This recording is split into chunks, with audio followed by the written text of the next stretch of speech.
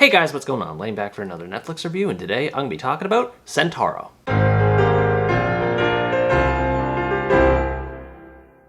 Centauro was a Spanish crime thriller that tells the story of Rafa Garcia, a motorcycle racer who lives an ordinary life trying to make an honest living for his son when his ex gets mixed up with some drug dealers who rough up her home and demand payments within 1 month. In an effort to protect her and their son, Rafa offers to work for the criminals so that he can pay off her debt. They accept, and so Rafa has to balance his work and racing lives along with running drugs into Spain so that he can save his family. The marketing and premise behind this movie led me to believe it was going to be a fast-paced thrill ride, and this is true in spots, but for the most part it ended up being another mundane mafia movie, and it isn't helped by its bland characters and slow pacing. Rafa isn't all that remarkable as a protagonist, but he gets the job done. He's more cliché than anything else, as he mostly does what he has to do for the sake of his family, and has little in the way of personality. His positive demeanor does make him somewhat endearing, but only to the point that I wanted to root for him in a generic sense. I did like seeing how the movie's events weigh down on him over time. He becomes increasingly more stressed and tired as he has to balance his family duties, his forklift operator job, his racing passion, and running drugs on top of it all. It's rare to see a character living so many lives be pulled off well, and here it mostly works. But there are still individual problems that exist within the lives he lives. To start, his relationship with his ex Natalie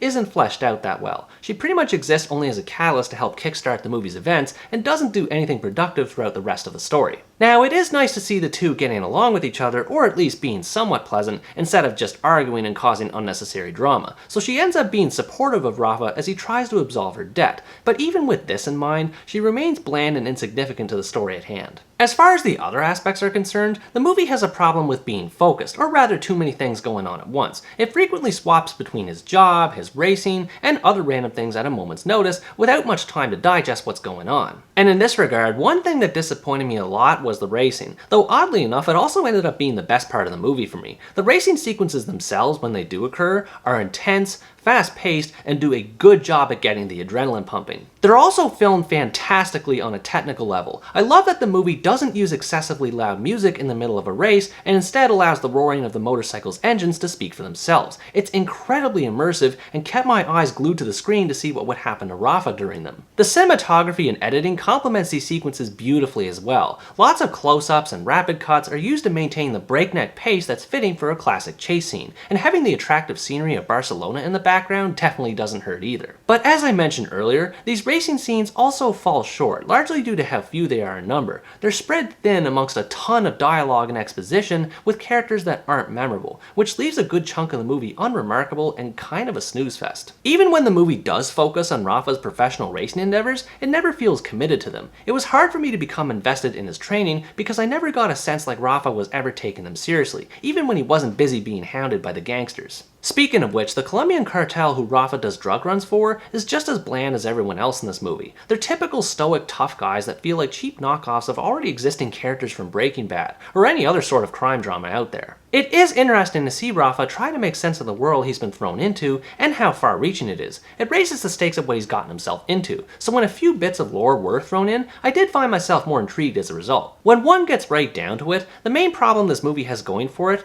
is its plot. Average characters can be forgiven if they're somewhat likable, but the premise itself takes a while to get going, most of the story is slow outside of the races, and there's even a section of the movie that literally repeats itself. I get that it's all meant to represent the wear and tear that Rafa's supposed to be going through, but it was so boring to sit through. This wear and tear was already communicated beforehand, so the fact that the movie constantly flips from drugs to race drills to forklifting and back again took me out of the experience. The movie does one interesting angle in the form of a drug addiction, where Rafa basically gets high on his own supply to cope with the stress of everything he's going through. It's never really addressed by anyone other than him, and it's pretty much forgotten about by the movie's end, but just the fact that it added something to Rafa's predicament and helped raise the stakes was enough for me. I also have to say that the final act helped make up for the plotting nature of the rest of the movie by a mile. The last 20 minutes inject a lot more life into the story, as Rafa finally starts to make headway with his ex's debt and the action really starts to ramp up. These action scenes are almost as good as the pure racing and chase scenes, complete with gunfights and impressive stunt work that adds a bit more flavor to the bikes beyond just being speed machines. If the movie had taken better advantage of this aspect, I think it would have turned out much better. Overall, Centauro is a mediocre crime thriller that approaches everything from its story to characters in routine fashion, but the action and some ideas behind the story do help it to a degree. If you're looking for a thriller with a focus on motorsports and you don't mind wading through a lot of dialogue and exposition, you might enjoy this to some extent. The movie tends to be all over the place with its story, to a point that it starts to hamper its effectiveness, but its action and thrill sequences do their best to balance things out, however brief they may be. I don't always agree with this quote, but in this movie's case I think it's fitting. Sometimes you just need a lot less talk and a lot more action. What did you think about this movie? Did you also find it to be quite slow, or did the action and racing scenes seem to make it faster for you? Let me know in the comments below.